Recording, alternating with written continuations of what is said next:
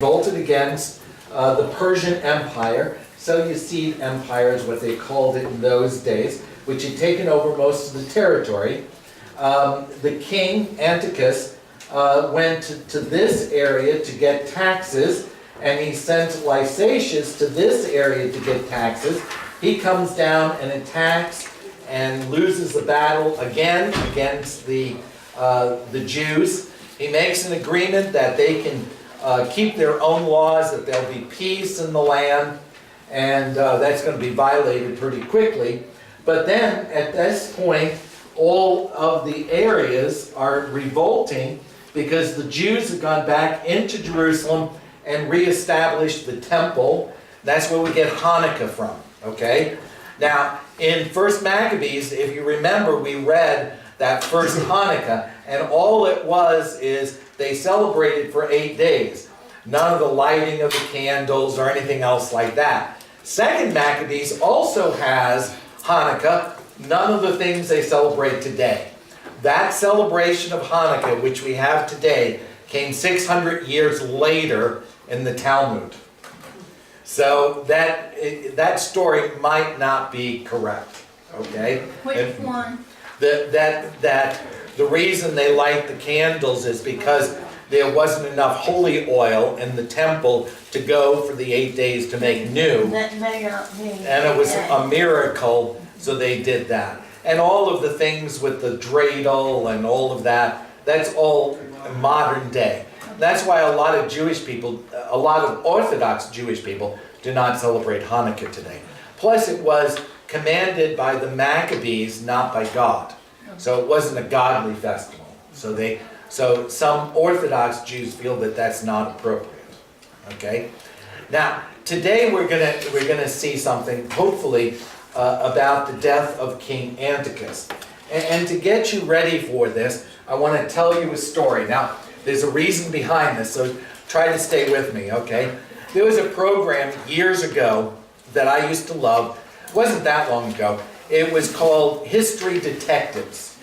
And the History Detectives was on our local PBS channel.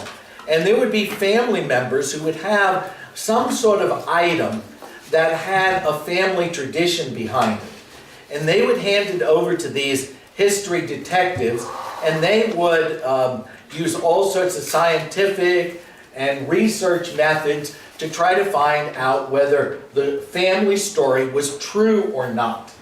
And the one that I wanted to share with you that was very significant to me was there was a gentleman who said his great-grandfather was on the Secret Service when President Garfield was assassinated. And he had the flag which was draped over Garfield's casket during the funeral. So he handed this over, and the history detectives searched it out. And just to show you, I mean, that's only a couple of generations away, how a family story can kind of get changed as it goes along, okay? What the history detectives found out was that his great-grandfather was, in fact, a Secret Service agent, but not with Garfield the day he was assassinated. But he was on the detail to honor President Garfield because, and I'm going to hand this around so you can see this, because this tomb, which is now Garfield's tomb, and you can see how ornate it is inside, was not yet built. So Garfield rested in state for a couple of years. Oh gosh. Okay? And every day, they changed the flag on the casket. Okay? Every day. For all that time. Okay? Yeah, there was numerous ones. His grandfather was a Secret Service agent and headed up Garfield's laying in state until he could be entombed. Okay? So it was one of the flags that was on Garfield's casket that whole time. But then he said, would you like to know the rest of the story? I can show you where your grandfather was buried. after they buried Garfield, his grandfather resigned from the Secret Service and became the caretaker of this and watched over Garfield for the rest of his life, and he is buried right down here from Garfield's tomb. Okay? So, the reason I'm sharing this with you is because with time, these stories have a tendency to change. And you might have some stories in your family. I know we've had some stories in our family that have been passed down, my wife's family, that we have found out since is not true. We don't know what the real story is. There is something behind it, but we don't know what. Okay? And that's why it's important when we look at, especially the Maccabees, okay, that with time, these stories change. And we're going to talk today about Antiochus, the king's death. And we're going to see how they've kind of changed the history to reflect what was going on. Okay? I'll pass that around and you can take kind of a look at that. That has nothing to do with the study, but I thought I wanted you to get in your mind the reason we want to look at the time period and how accurate it is. Okay? So the Maccabees are writing this story about their family, and it's kind of slanted towards their family. Okay? And what they've done, and their conquests. And that's why some people do not accept the book of Maccabees as an official book of the Bible. Okay. So now, what has happened at this point? Okay. I'm sorry, I'm getting back to my story. So they've taken over Jerusalem, redid the temple, Hanukkah, okay? And now the Gentiles in the outer areas are revolting because they're seeing the Jews start to come back again.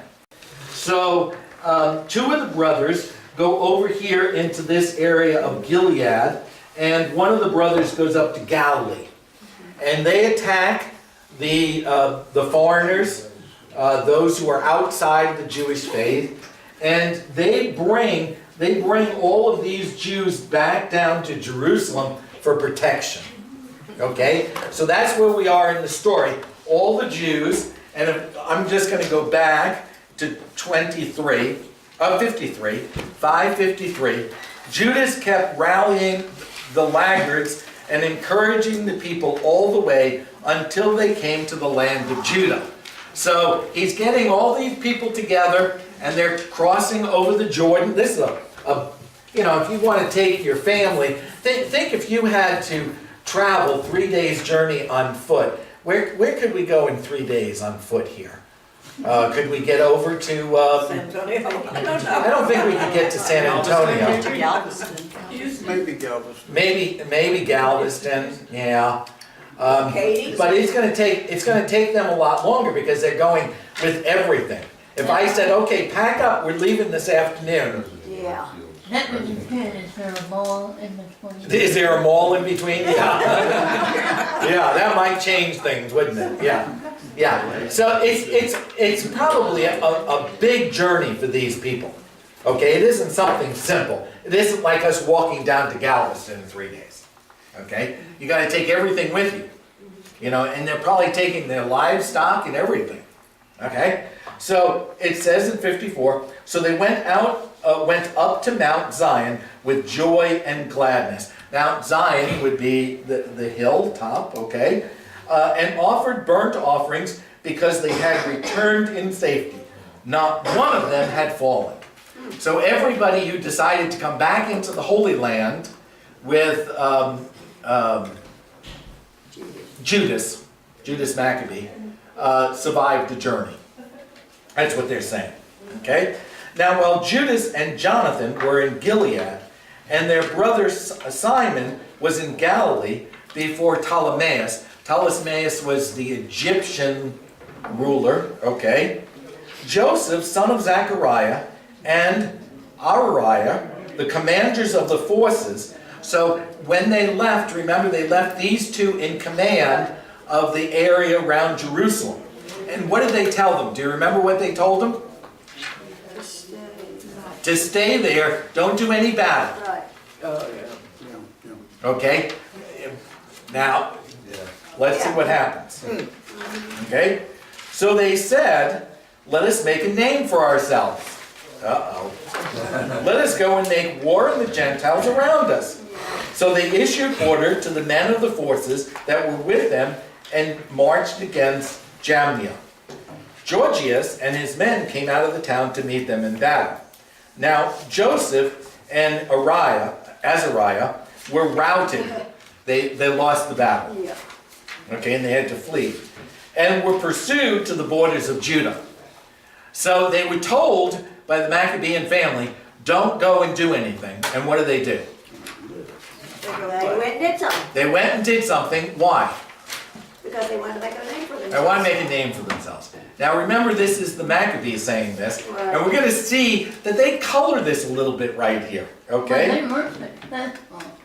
They were not successful. Yeah, they were, they made it. That's right. happen themselves. Yeah. They As did. many as Wrong 2,000 of the people of Israel fell that day. Thus the people suffered a great rout because, thinking to do a brave deed, they did not listen to Judas and his brothers. Shame on So them. you can kind of hear how the Maccabean family are kind of saying, you know, they should have listened to him. Could the Maccabeans have exaggerated the 2,000? I think they've exaggerated everything, yes. So maybe it wasn't as disastrous. And maybe it wasn't as disastrous as what they said. But then look at this next verse, Benita. Yeah. They did not belong to the family Oh, yeah. of those men through whom deliverance was given to Israel. The reason they failed was because they weren't part of the Maccabean family. Do you see that? Yeah. Okay. And Snotty. do you see how they kind of colored that a little bit? Yeah. Okay. The man Judas and his brothers were greatly honored in all Israel and among all the Gentiles, wherever their name was heard.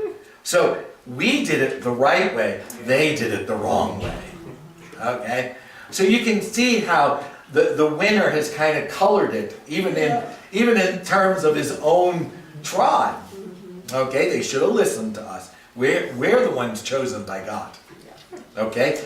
Now, you got to remember, the reason I'm pushing all of this is because out of this family comes the high priest and the kings of Israel. Okay? We are the chosen ones. Okay? Also out of them will come the Pharisees and Sadducees, who Pastor talked about today, the Pharisee. Okay? People gathered to them and praised them. Oh, I read all that. Then Judas and his brothers went out and fought the descendants of Esau in the land to the south. So now he's coming down. Okay, so now they're coming out of Judah down into this area. The Edomites is this area down here. Okay, so they're going to start fighting this way now.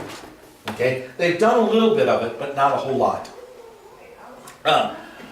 Okay. He struck Hebron and its villages and tore down its strongholds and burned its towers on all sides. Then he marched off to go into the land of the Philistines and passed through Marasiah. On that day, now look at this. Again, I think they're coloring it.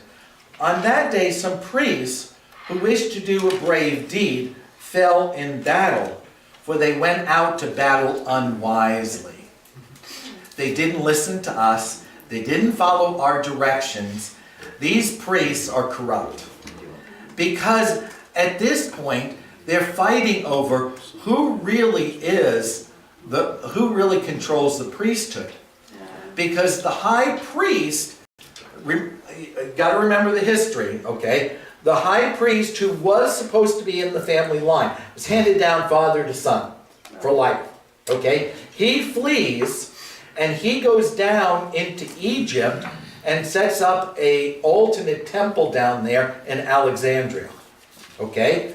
So the Persians come in and put Menelaus, who is the new high priest, in power. He is a Jew, but he's a collaborator. He's a Hellenizer. So he's collaborating with the Persians, okay, into power. And now the Hasmonean family says, no, we are the priests. We are the ones in power. Okay, so you have these three rivals going on, and then they kind of color it. These priests didn't have success because they didn't have God behind them. We had God behind us, we were successful. Can you see how they're kind of coloring this? Okay, and this is going to come down to the time of Jesus, because they're still arguing over whether the high priest is really the high priest or not. Okay, by this point, by the time of Jesus, it isn't the Persians who are putting the high priest in, it's the Romans. Okay, and it's no longer a lifetime position. But remember, when Jesus is arrested, where do they take Jesus first of all? The Yeah. Sanhedrin. Yeah, but who is really running it? It's not Caiaphas. It's not Ananias. His father-in-law. Annas. Yeah, his father-in-law. Because he was before him. So even though the Romans have put him into power, okay, the real power lies in, they're saying, no, it's, you know, you gotta get Papa's agreement first. You see that? So you got all of this struggle going on. Now, some people today would say that the Maccabean revolt was not about fighting the Persians. You'll hear this argument. They'll say there's actually a civil war going on in Israel between those who want to go and become Hellenized, give up the old ways of thinking, give up the old Jewish ways, and those who want to remain faithful to Judaism. And the Persians kind of help out the one side. You know, it depends on, again, who's writing the history. Right? So these priests aren't successful. And I think that's the only reason they put that in. And it's interesting because Judas goes into the area of the Philistines, he goes into the Edomites, and then it says he tore down their altars, and the carved images of their gods he burned with fire. He plundered the towns and returned to the land of Judah. Now, why is that significant? Anybody know? That was the command that God gave to King David, that King David never fully fulfilled. We're better than King David. We did what God commanded. Can you see that? It doesn't say that, but they're using the same sort of words, that God said to King David. We did it. He did not. Okay. Now let's look at King Antiochus and his death. Okay. King Antiochus was going through the upper provinces when he heard that Elymas in Persia was a city famed for its wealth in silver and gold. Okay, its temple. Now the temple in Elymas was the temple to Artemis. Okay, and this was dedicated to the first king of Greece. So it's probably true that this had a lot of riches in it. Okay, it was very rich, containing gold shields, breastplates, and weapons left there by Alexander, son of Philip. Who is that? Alexander the Great. Okay, so Alexander the Great has gathered all this wealth and left it in this temple here. Okay, King Antiochus hears about this and says, I'm having money problems because of these Jews. Let's go and take out of this temple. Okay, in those days, temples were usually sacred. You didn't steal the stuff because there was a thinking that if you stole from the god and the god was true, he's going to get even with you, or she's going to get even with you. Okay? But he's decided he needs this bad enough. Okay? The Macedonian king, Alexander, the Macedonian king who first reigned over the Greeks. Okay, so Alexander comes in and conquers the Greek area. Okay, sets up his kingdom, which eventually becomes all of this. Okay, so he came and tried to take the city and plunder it, but he could not because his plan had become known to the citizens, and they withstood him in battle. So he fled, and in great disappointment left there to return to Babylon. So this is his last great battle, and he's fleeing. Then someone came to him in Persia and reported that the armies that had gone into the land of Judah had been routed, that Lysacius had gone first with a strong force, but had turned and fled before the Jews, that the Jews had grown strong from the arms, supplies, and abundant spoils they had taken from the armies they had cut down, that they had torn down the abomination that he had erected on the altar in Jerusalem, and that they had surrounded the sanctuary with high walls as before, and also Bethzor, his town. So they had conquered King Antiochus's fortified town and taken over Jerusalem. Now, there's a little bit of problem with this, historically, because King Antiochus, we know by historical records, died in 164, and actually the Jews did not take over the sanctuary until after his death. So he could not have heard about the sanctuary being taken over. It's not correct, okay? When the king heard this news, he was astonished and badly shaken. He took to his bed and became sick from disappointment. That's poor translation, depression. He was depressed, okay? Because things had not turned out for him as he planned.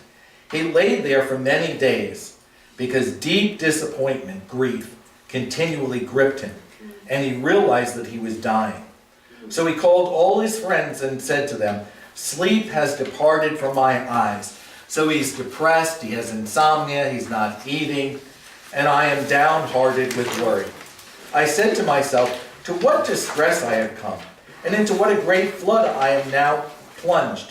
For I was king and beloved in my power. Oh yeah, right. He was a dictator that killed people at will. But now, and look at this. Again, I think this is a redaction of history. But now I remember the wrong I did in Jerusalem. I seized all its vessels of silver and gold, and I sent to destroy the inhabitants of Judah without good reason. So, in a sense, they're saying, First Maccabees is saying, King Antiochus repented. Because he knew he had done wrong. He should not have attacked us. Okay? I know that it is because of this that these misfortunes have come upon me. What goes around comes around. Yeah. Here I am, perishing of bitter disappointment in a strange land. Then he called for Philip, one of his friends, and made him ruler over his kingdom. Uh-oh. Did you hear that? Yeah. Okay, who was ruler before Philip? Lysacius. Lysacius, who came down to attack the Jews and didn't succeed. So now we're getting set up for a civil war in Persia. That's still going on, by the way. Yeah.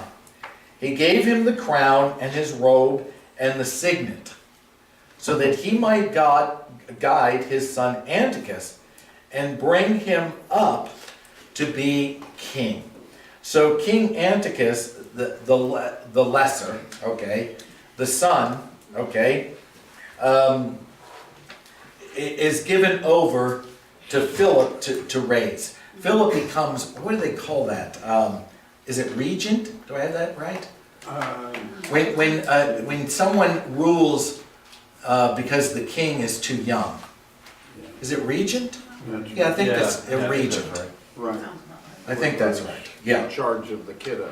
in charge of the kiddo, but they're really Is the regent. they're really running everything. Oh, yeah. Because he has the signet ring. The signet ring, you can declare any law with it.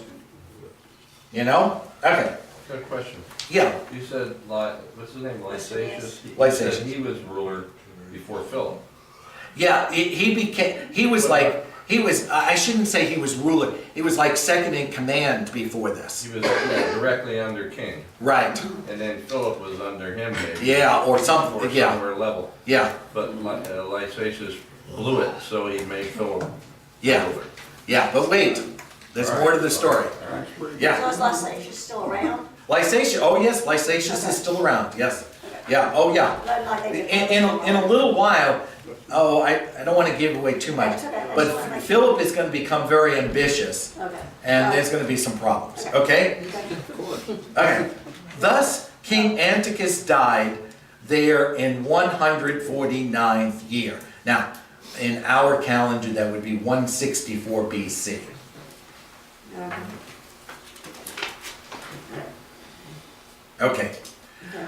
And here we see it right here. Okay, here we go. Okay?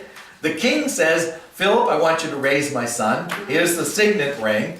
When Lysacius learned that the king was dead, he set up Antiochus, the king's son, to reign. Oh. Uh-oh, there's going to be a power struggle. But before we get to that, let's go back to the death of King Antiochus. I told you the story of how things can kind of change with time, okay? So we're not going to read through the book of Second Maccabees, but I told you I was going to bring in wherever there are differences, okay? Let me read to you from Second Maccabees the death of Antiochus as they tell it. Okay, so how did First Maccabees say he died? Well, he was depressed and. A broken heart. Broken heart, repentant. Repentant, Depressed. broken heart, depressed, you know. Couldn't sleep. Oh, no, wait a minute, let's not go there. Okay, so I'm reading from Second Maccabees. The all-seeing Lord, the God of Israel, struck him with an incurable and invisible blow. As soon as he stopped speaking, he was seized with pain in his bowels, for which there was no relief, and with sharp internal tortures, and that very justly, for he had tortured the bowels of others with many and strange inflictions. Yet he did not in any way stop his insolence, but he was even more filled with arrogance, breathing fire in his rage against the Jews, and giving orders to drive even faster. And so it came about that he fell out of his chariot as it was rushing along, and the fall was so hard as to torture every limb of his body. Thus he, who had a little while before had thought in his superhuman arrogance that he could command the waves of the sea, and had imagined that he could weigh the high mountains in a balance, was brought down to earth and carried in a litter, making the power of God manifest to all. Okay, Who wrote Second Maccabees? well, we don't know. Oh, We don't even know who wrote First Maccabees. We think probably a family member wrote First Maccabees. But Second Maccabees is hundreds of years later. Okay. And you can kind of see, you know, that the history is kind of changed now. God has gotten him, not repentant. He's still arrogant right up until the time he dies. Could that be symbolic? It could be. that It makes could more be. sense. It could be, yeah. But what really happened, I don't know if we really know, okay? But there's another history called the Scroll of Antiochus, was written by the Persians, okay? Uh-huh. When Antiochus heard that his army had been defeated in Judah, he boarded a ship and fled to the coastal cities. Wherever he came, the people rebelled and called him the fugitive. So he drowned himself in the sea. That doesn't make sense. Did he kill himself? Unless he was depressed.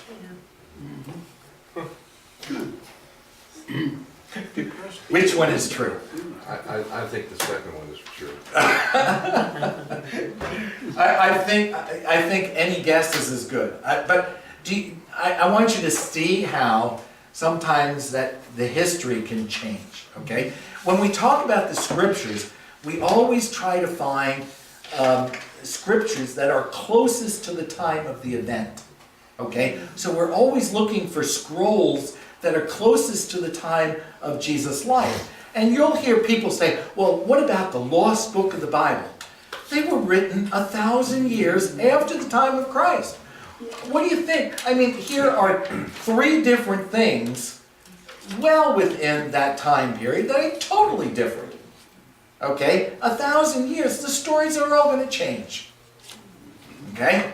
And you got to be careful of that. Because people will say, well, it's just because the church doesn't want you to see these books. And look at them, they're ridiculous. You know? We don't want to keep you from them. That has nothing to do with it. They're just not accurate. I heard you say sitcom.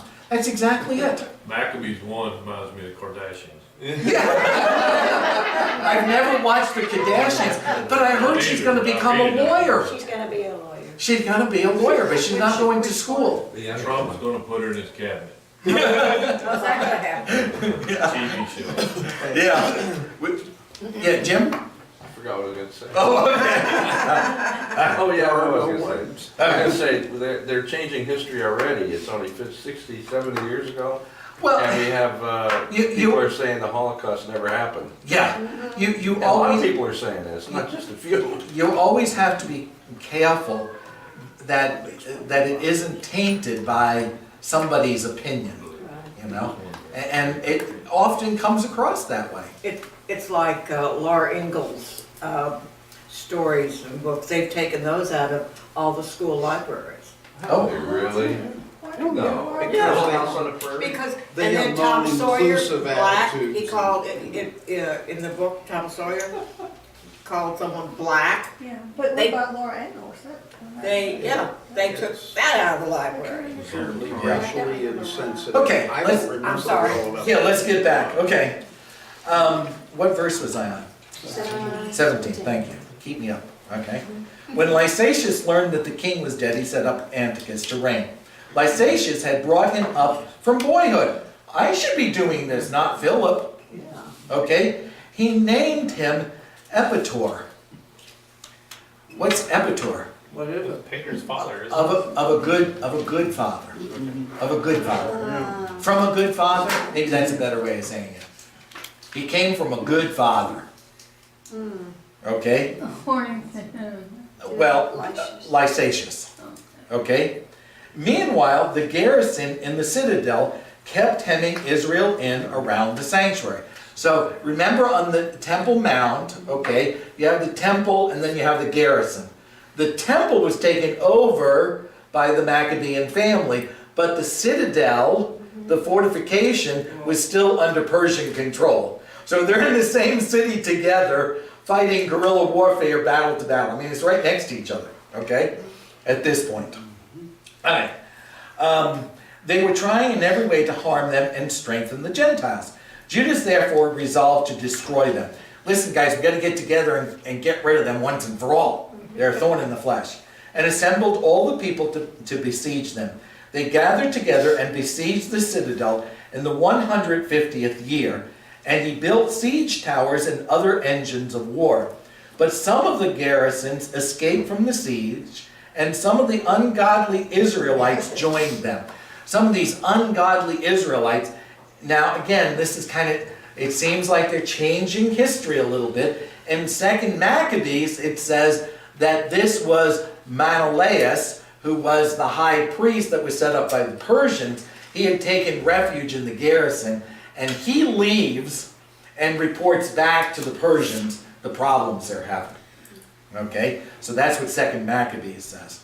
All right. But some of the garrison escaped from the siege, and some of the ungodly Israelites joined them. They went to the king and said, "How long will you fail to do justice and to avenge our kindred?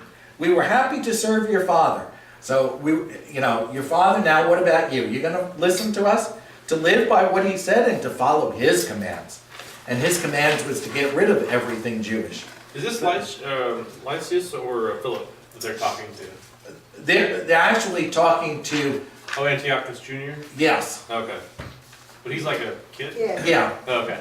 So who are they really talking to? I don't know, Jordan. Okay. Yeah, I kind of, it could be that they're talking to Lysacius, could be they're talking to Philip, could be they're talking to Antiochus himself, Okay. and it could be Antiochus is kind of, the 16, 17, 18-year-old, so he can't really rule fully yet, but he still has some say over it. Okay. So they go to him to kind of sway, the regions to do what they want. So I can't tell you. Okay. Okay.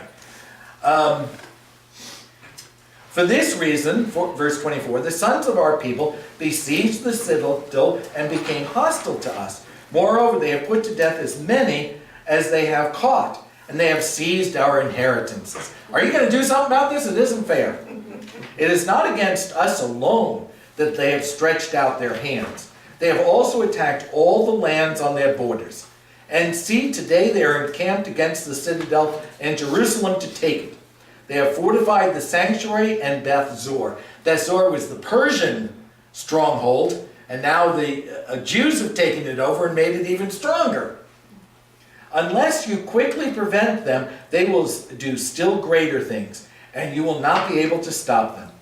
The king was enraged when he heard this. He assembled all of his friends, the commanders of his forces and those in authority. And again, Jordan, I can't tell you who exactly that was. Okay, it could have been any of those. Mercenary forces also came to him from other kingdoms and from islands of the seas. Why?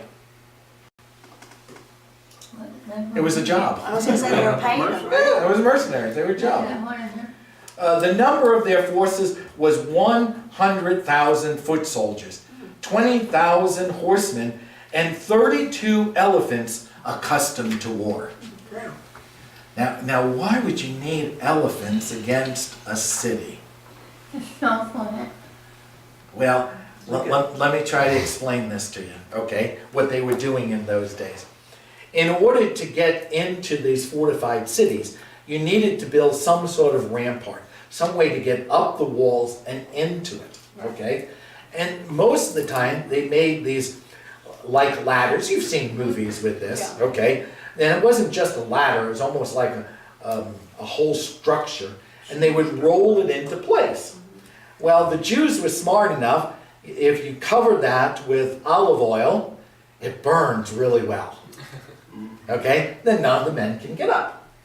Okay? So the Persians had figured out, if you build this fortification on the back of an elephant, okay, you march the elephant into place, then we can run up real quick. Because pushing it into place, they have time to get Too us. much time. Okay? So they have these elephants now that they're going to use to go into battle. Okay. Okay. Oh, I love this story. Yeah, wait a minute. We can tell. Verse 31. 31. They came through Idumea, so they're coming up the south, and they always do that for some reason. It's crossing the Jordan would be difficult. And encamped against Bel-zur, and for many days they fought and built engines of war. But the Jews sallied out and burned these with fire. That's what I was talking about. And fought courageously. Then Judas marched away from the citadel. He had been attacking the citadel. Now he has to go help them and Beth Zur. And encamped at Beth Zachariah, opposite the camp of the king. Early in the morning, the king set out and took his army by a forced march. So he's making them march and then go into battle. Not a good idea. Along the road to Beth Zachariah. And his troops made ready for battle and sounded their trumpets. They offered the elephants the juice of grapes and mulberries to arouse them for battle. Do you know what we call that today? Communion wine. That terrible tasting stuff. Yeah, they got them drunk. Yeah. Okay, that's how Can they... you imagine how much that the flyer, Yeah. the flyer? Yeah, I know. Yeah. They distributed the animals amongst the phalanxes. What are these phalanxes? It's a formation. Very tough, yeah. It's a formation with battle gear. I did this one time and everybody laughed at me, so don't laugh, okay? They had their shields, okay? And they had a whole bunch of guys. Come on now. Okay. Got your shield? Right. Okay, now. Roman. Yeah, you got it. Okay. Now we got to protect ourselves and move forward. But they got arrows coming at us. So how are we going to protect ourselves? Okay. And they got all the guys around us, behind us. Ready? Okay, here we go. Okay, now we're close enough. And the archers shoot. We bring it back up. Look at the movies. Yeah. Prototype So tank. they were well drilled. It was like a turtle. Yeah. And you've seen the turtles as sections in them? Yeah. Their shields became those sections, and then they would let them down, they could fire, okay? So they're protecting these animals to get them as far as they can up, and then they can, you see that? Okay. So they did the You turtle know walk. what? They did the turtle walk. Yeah, probably, I didn't realize that the Persians did this. Really, the Romans and, well, I guess the Greeks. I guess, Greeks did the phalanx, the Macedonian. yeah. Yeah, Macedonian the Romans shield. perfected, yeah. I think, with the And then the testudo, yeah, we spears. call it the turtle. Yeah, they would move. Yeah, there's a word for it Yeah. in Latin, I guess. But I think the Romans had because they had their long shields that were like basically full body size. Right. And the hoplites are like it was a round shields. Yeah. So, but the Romans would interlock their shields above, like on the sides and on top. And On then, top, yeah. And then they would just kind of move. It was like a tank. Yeah, basically.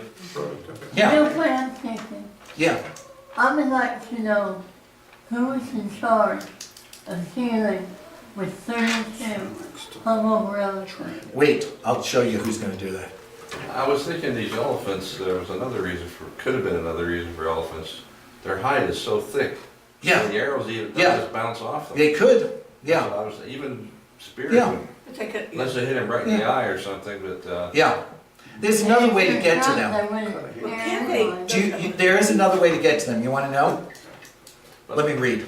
well, I just I know just say what's shooting a elephants is you have to have an Yeah. elephant, you have to have the right gauge to shoot. Yeah, oh yeah. Regular guns You will need an count. elephant gun, yeah. Right. So they're so strong, they can just keep walking and they could have the, timbers and just go through whatever they wanna A go. walking battery room. Yeah, Did I- yeah. But no, they're not doing that. They have something on top. Watch. Okay. Sorry. What verse am I on? 37? 36. 35? They distributed the animals. With each animal they stationed 1,000 men armed with coats of mail and with brass helmets on their heads, and 500 picked horsemen were assigned to each beast. These took their position beforehand wherever the animal was. Wherever it went, they went with it, and they never left it. On the animals were wooden towers, strong and covered. They were fastened on each animal by special harness, and on each were 4 armed men who fought from there, and also, here is who's controlling them, it's Indian driving. So they went to India, they found these Indians who knew how to train the elephants, and they were their trainers. Okay? That's pretty smart. Yeah. The rest of the cavalry was stationed on either side and the 2 flanks of the army to harass the enemy while being themselves protected by the phalanxes. When the sun shone on the shields of gold and brass, and they would polish them up on purpose, because you could kind of reflect the sunlight into your enemy's eyes, okay? The hills were ablaze with them and gleamed like flaming torches. Now a part of the king's army was spread out on the high hills, and some troops on the plain, and they advanced steadily and in good order. You see how we did that? We did it, good order. All who heard the noise made by the multitude, by the marching of the multitude, and the clinking of their arms trembled, for the army was very large and strong. They would take those shields and they would bang them. Bang, boom, boom, boom. you know? And you can imagine thousands of them, Oh, Can the you noise, imagine and the then image? reflecting the light. definitely. You know, again, they're trying to do Psychological. psychological warfare. Well, and Yeah. then the image put forth of that elephant with Yeah, it on it, Yeah. on it. how are we gonna It has defeat to be this? terrifying Yeah. to see Yeah. something like that. But Judas and his army advanced to the battle, and 600 of the king's army fell. So they're not waiting in the city. They come out and attack, which is smart, okay? Now, Eleazar, called Avaron. Who is this Eleazar? We haven't heard of him before. Is he one of the Maccabeans? Yeah, look at your chart at the beginning of the Maccabean family. Mattathias is the father. Judas, now in the middle, he's middle son, is the commander of the forces. Eleazar is one of the sons. He never has a position of power. If you look, it's the one that says Hasmonean Oh, dynasty. got it.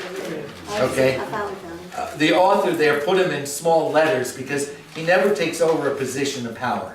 Okay. Remember, the ones that go to battle are John, Simon, Judas, and Jonathan, who is the youngest, will eventually take over. Oh, I shouldn't have told you that. Forget the Hey. Spoiler alert, yeah. Okay. The Maccabees. Okay. He saw that one of the animals was equipped with royal armor. Oh, Okay. giveaway. It was taller than all the others, and he had supposed that the king was on it. Now, it doesn't say the king was on it, No. but he assumed that. So, Oh, what a guy. he gave his life He's a war hero. to save his people and to win for himself an everlasting name. He was the dummy of our family, brother. You'll see why in a minute.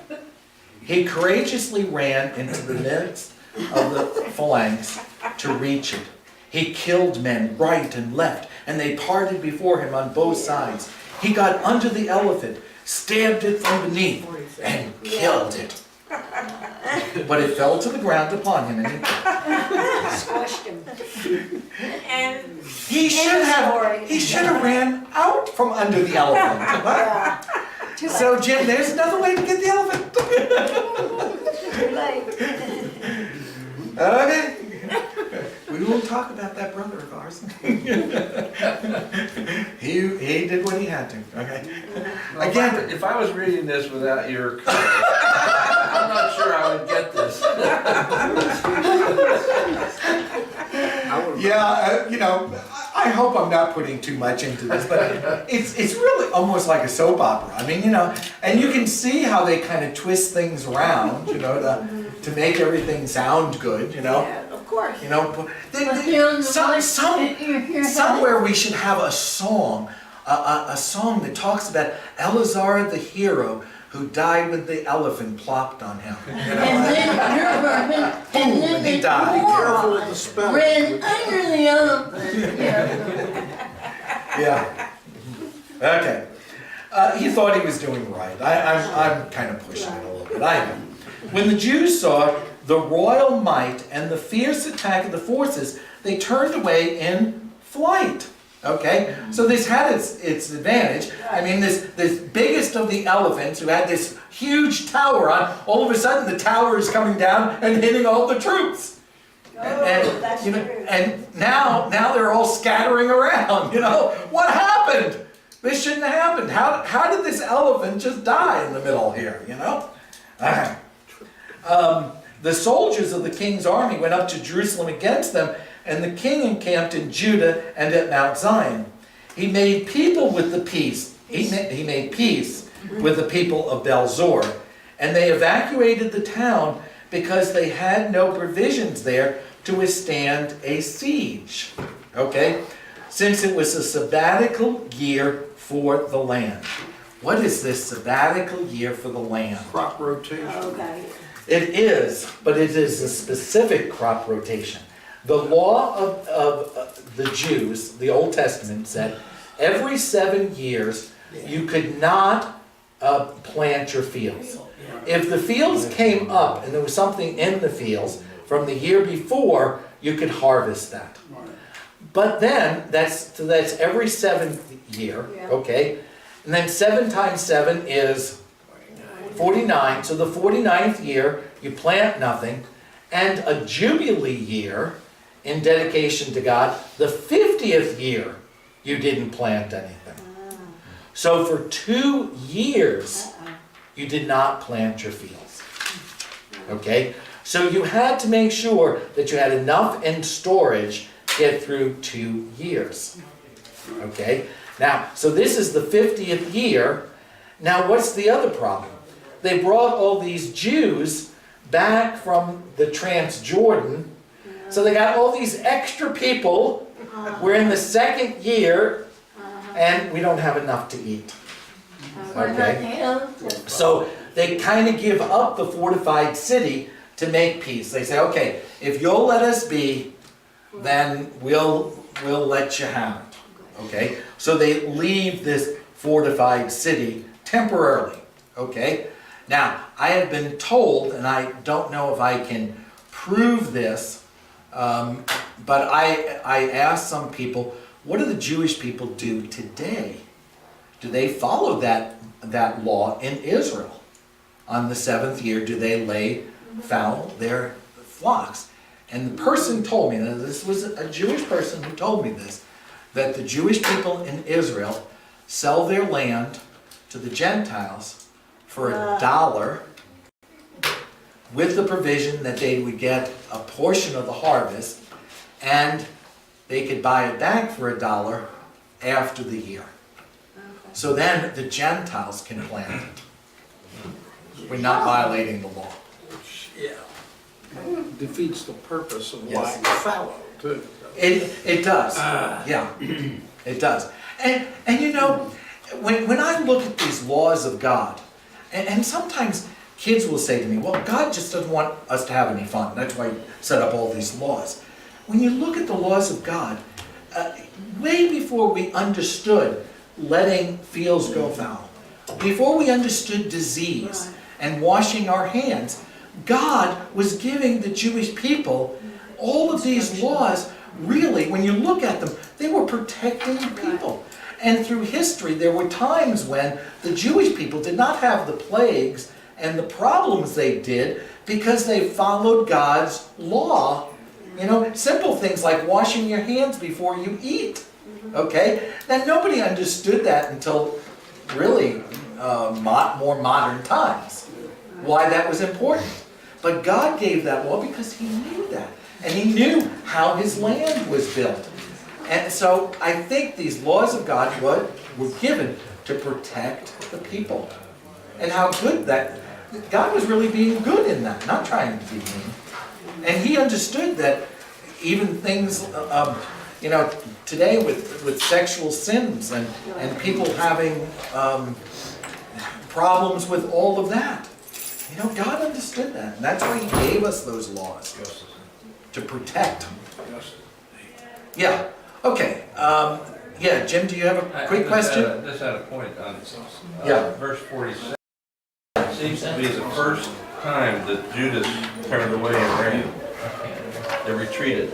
Yes. That's the first time that I've seen it on many of these. Yeah. I mean, he's been winning battles right and left. All of a sudden he lost it. Yeah. Yeah. Right? Yes. So this was like the largest army too. It was like 100,000. It was a huge army. Yeah. And so they only killed like 600. It's like a drop in the bucket. Yeah. It didn't say how much their losses were either. If those numbers are correct. True. I mean, they might be inflated a little bit, don't you think? Man, if that's inflated, then that's pretty embarrassing. Think logistics Yeah. for 100,000 at that time. At that time, yeah. I find those, always figures like that, real question. Yeah, yeah. Especially in the book of Maccabees. Okay, let's close with a word of prayer, and we'll pick it up here. Next week, we'll pick up after the death of the elephant. Next week is Easter. Oh, thank you for reminding me. Next week, we do not have Bible study because we have Easter breakfast in here. So please come to the worship services and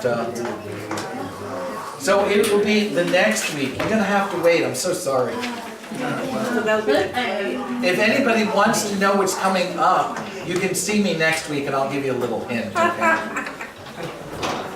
Okay, let's close with a word of prayer. Heavenly Father, we thank you for your wonderful word. We thank you that you are a God who does protect and guide us. We don't need to inflate the numbers because we know that we have the best gift of all, Jesus. And he was the one who came to die for all of our sins, to give us life in all of his fullness.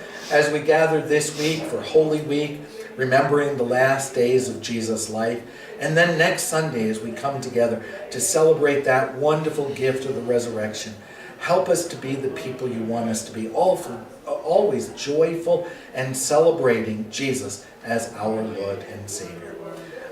We ask all of this in the most precious name of Jesus, our risen Lord and Savior. Amen. Receive now the benediction of our Lord. The Lord bless you and keep you. The Lord make his face shine upon you and be gracious unto you. The Lord lift up his countenance upon you and give you his peace. In the name of the Father, Son, and Holy Spirit. Amen.